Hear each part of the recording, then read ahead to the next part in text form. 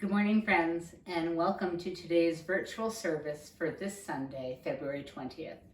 I am Mary Jean Taylor, coming to you from across the hills that separate the North Chapel in Woodstock from our home in Bethel, about 25 minutes away.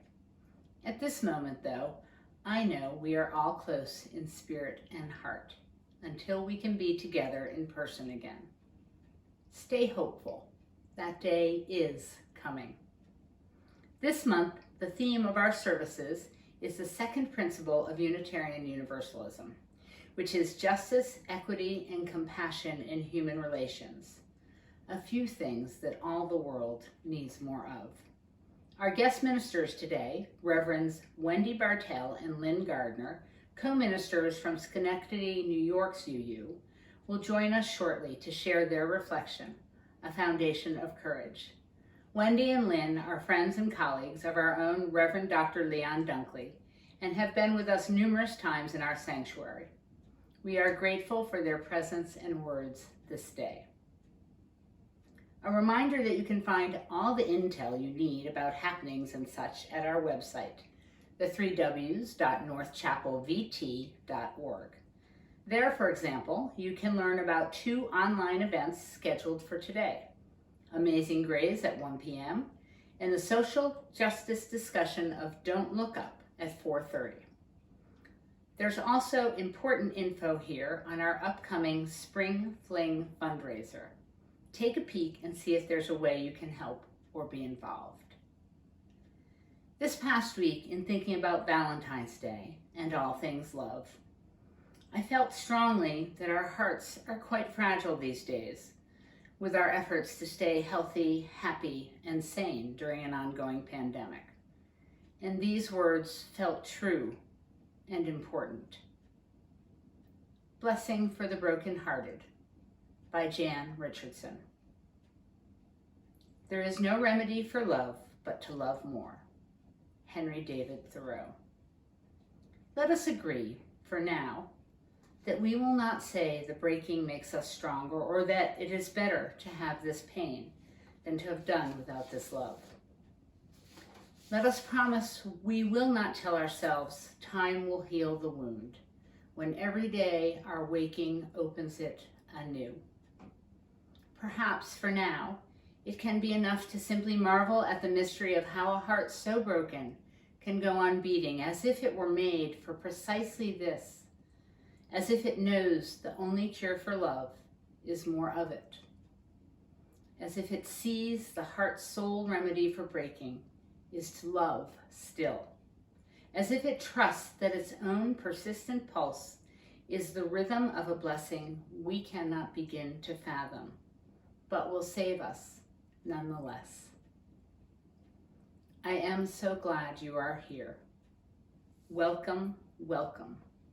And may your heart and soul be feeling well loved and cared for and strong. Let's sing a favorite, Blue Boat Home.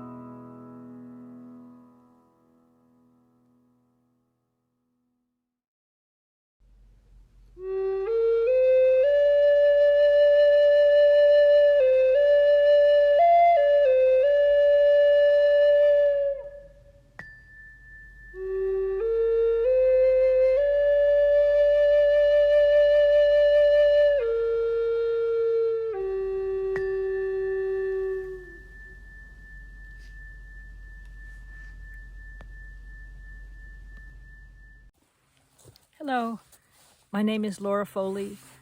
I'm here in the sunny, snowy woods of South Pomfret, Vermont. It's my mother's birthday would have been on February 22nd, and I am remembering her. And I was thinking about how poetry does help us to remember. So three small poems. Mom smiles and winks at me.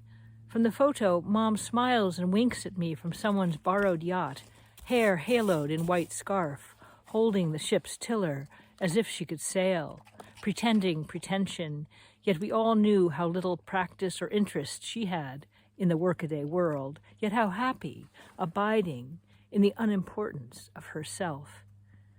Martini in one hand, Winston's in the other, she would listen, and you knew there was nothing more vital to her than what you had to say, as you sat together on the couch, the bed, a blanket spread out on the unforgetting sand. Learning by heart. I was 7, couldn't sleep, fearing my French teacher, afraid I couldn't learn a line I had to memorize. Mom, trilling the night's loneliest hour at the piano, made up a lilting song to help me remember. I did, and still do. Her voice etched in tenderness, fingers running over the keys somewhere deep inside me. Ode. Mom, like good champagne, was a bit dry, not too sweet, a laughter in the nose. Memories of her effervesce bubble up through the frosty field where I sit conjuring her on her birthday, raising a mitten of snow to my lips.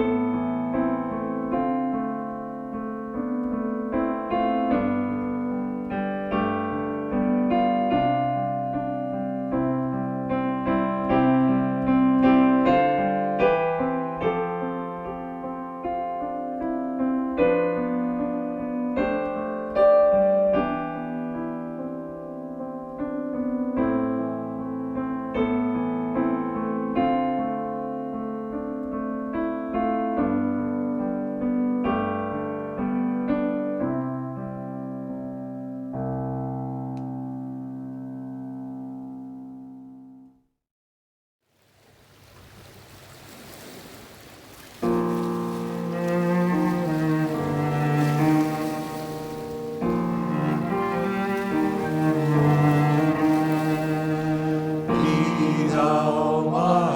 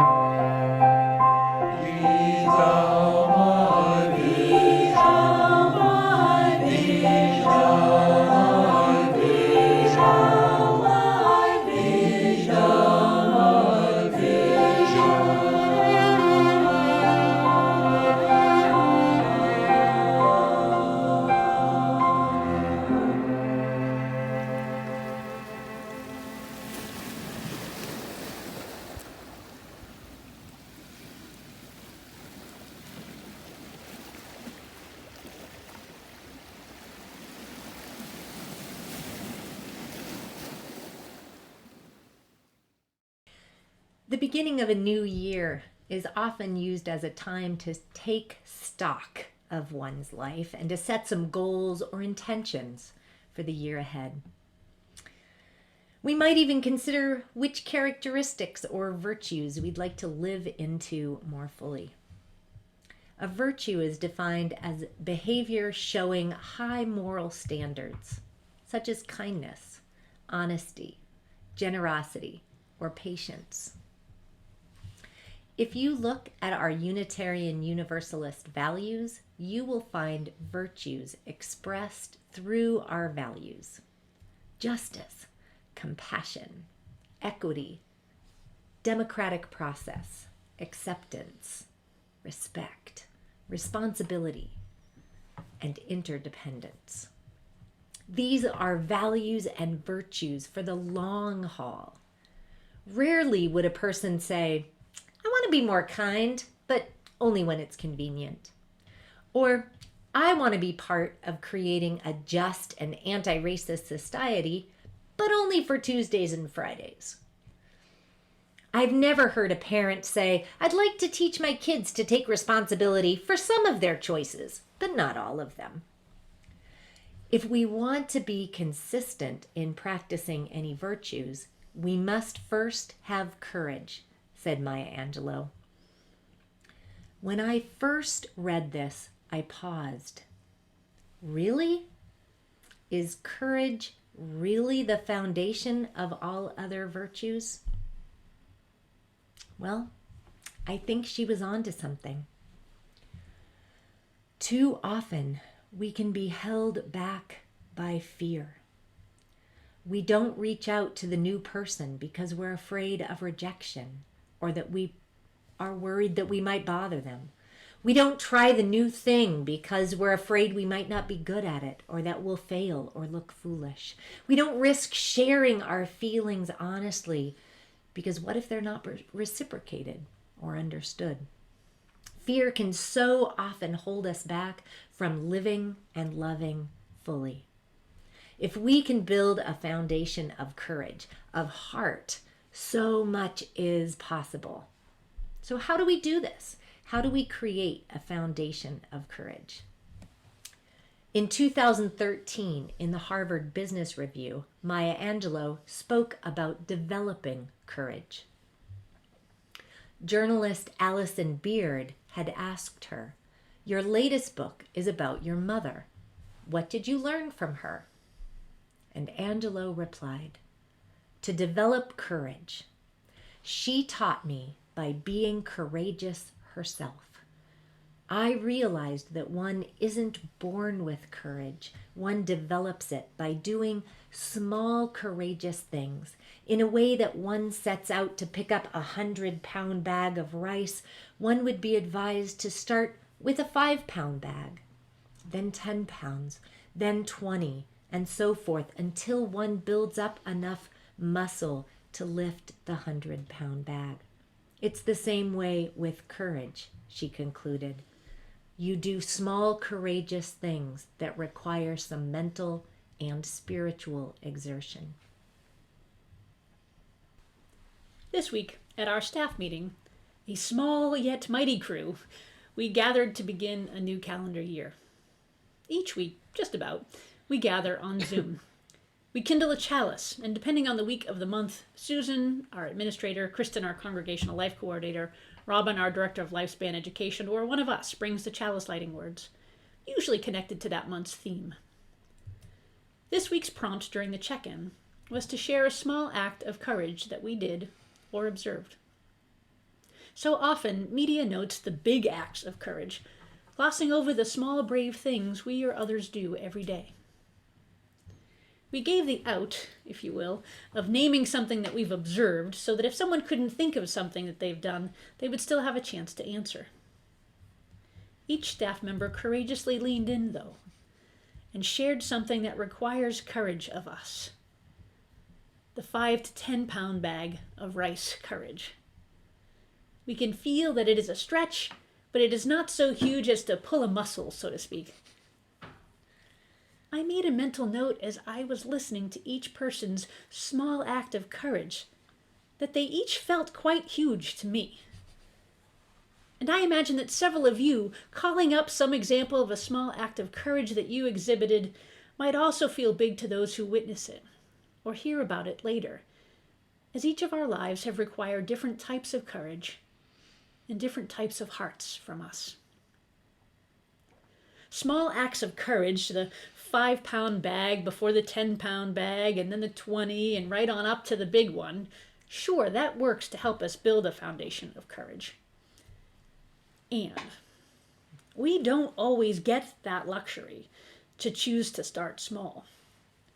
Right now, we are asked to be courageous to the level of a 1,000-pound bag of rice, and we might be feeling like we can barely lift a pound or our arms. In the current circumstances, every small act of courage deserves to be noticed, just like the big acts, not because they are equivalent, but perhaps because we need to buoy one another's spirits. That is, to encourage one another. And sometimes we aren't as courageous as we might be because we think we aren't. We think we have to do those big things, when sometimes it just takes a small thing, like smiling at someone. Or a slightly larger thing, like telling a bully to stop. Or a really big thing, like organizing a park pickup. Or even bigger than that, some small act that starts it out. As Hewitt noted in our opening words, to encourage means to hearten, to impart strength and confidence. This is our work as a religious community, she says, to encourage one another, to be bold in engaging the world around us as well as what scares us internally, to give one another the confidence and heart to live as fully as possible.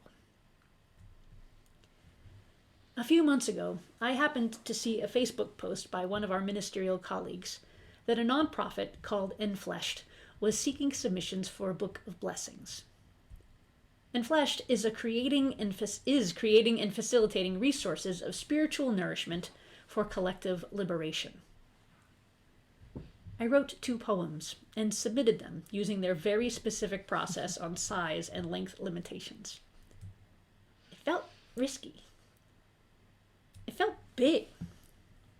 I have shared poetry in church. I helped curate 3 publications of poetry, prose, photography, and art while at Star King School for the ministry, and I've sent a few in for UU publications. But I think this was the first time I ever tried anything like this beyond Unitarian Universalism.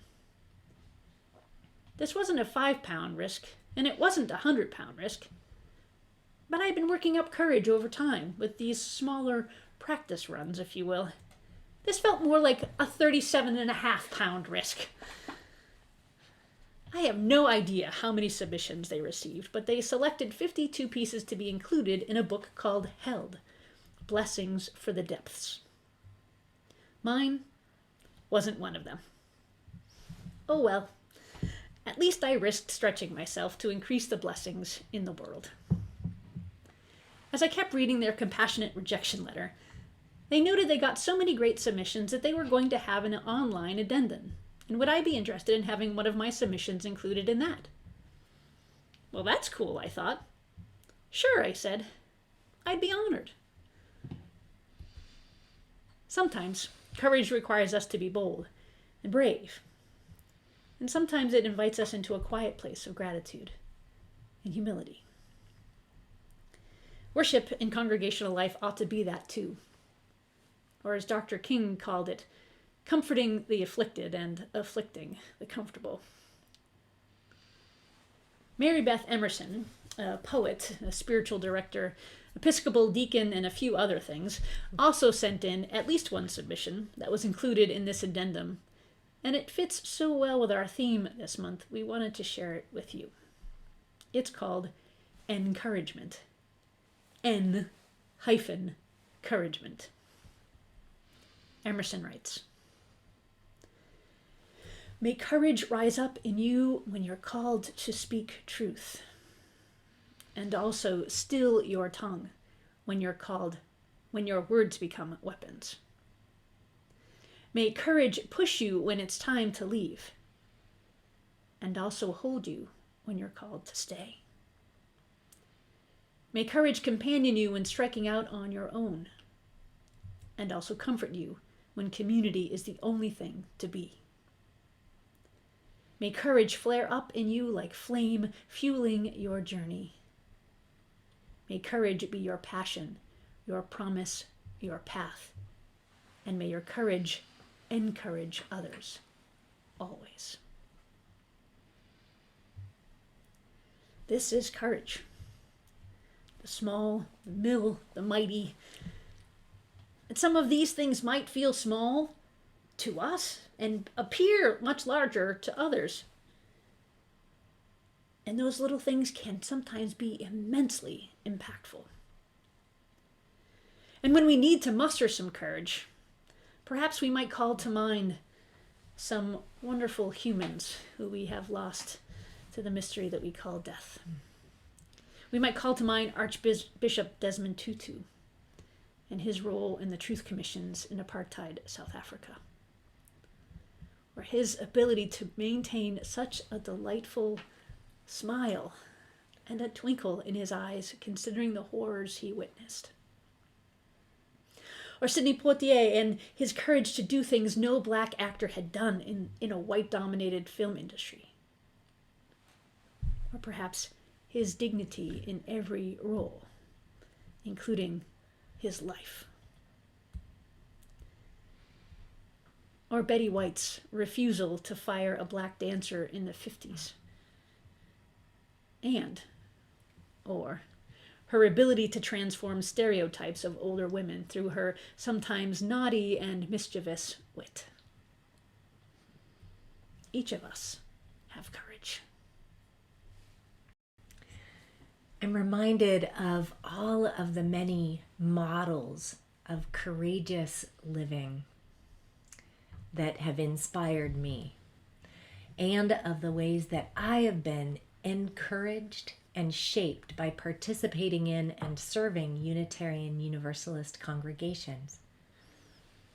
Our congregations can be communities that offer transformative and healing encouragement.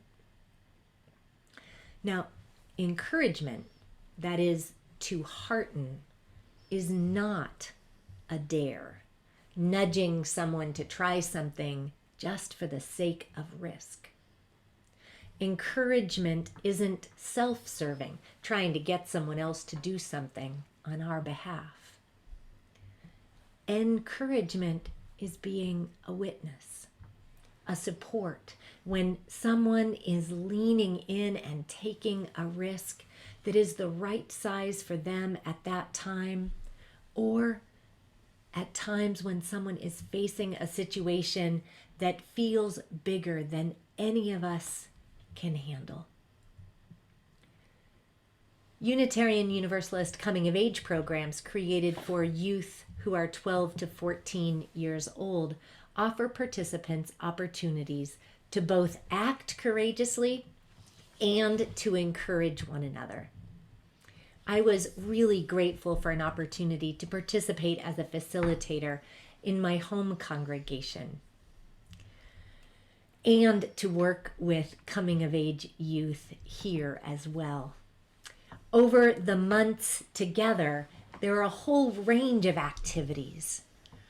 And I've never known a youth who didn't need courage at some point during the program year. For some, showing up and sharing during check-in requires a lot of courage. Some needed courage for the ropes course, leaping from a platform high in a tree as their friends on the ground cheered as they caught the waiting rope in their hands.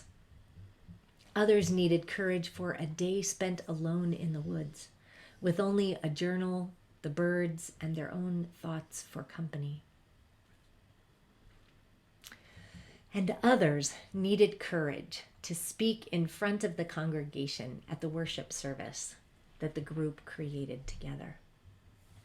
Along the way, they were creating a foundation of courage and strengthening their courage muscles. Each of them was helping each other feel found. We each have our own mix of confidence and apprehension, of doubt, worry, and ease. We all have our own times when we need a good dose of courage for what each day may hold. And these days, when many of us are feeling weary, even small things can take more heart, more courage than we have on our own. On those days, when courage seems impossible to find and to feel, know that you are not alone. This is a place where we don't have to feel unknown. And every time that you call out, you are a little less alone. We are here, witnesses to the courageous people that you are right now. I know. I can already hear some of you ready to provide evidence as to how you are not courageous, how you are not brave. I invite you to just stay open. You don't have to believe that you are courageous. I just invite you to trust and be open to the idea that others may experience you that way. We witness your courage when you show up. When you say yes, you'll share a reading, even though you're nervous. When you say, no, I can't do that task right now. Please ask me another time. We witness your courage when you share honestly that you made a mistake, or you risk letting us know that we made a mistake. When you courageously ask for help. When you say, I'm not all that tech savvy, but I'm willing to learn. When you make phone calls to check in with one another, or when you're willing to answer the phone. When you let love shine through your actions and words. We see you building a foundation of courage when you get up and begin a new day, even when grief and worry weigh you down. You can do this hard thing, sings Carrie Newcomer. And together, we can do hard things with courage and encouragement. In the words of Reverend Wayne Arneson, take courage, friends. The way is often hard, the path is never clear, and the stakes are very high. Take courage, for deep down there is another truth. You are not alone. Salam. Shalom. Namaste.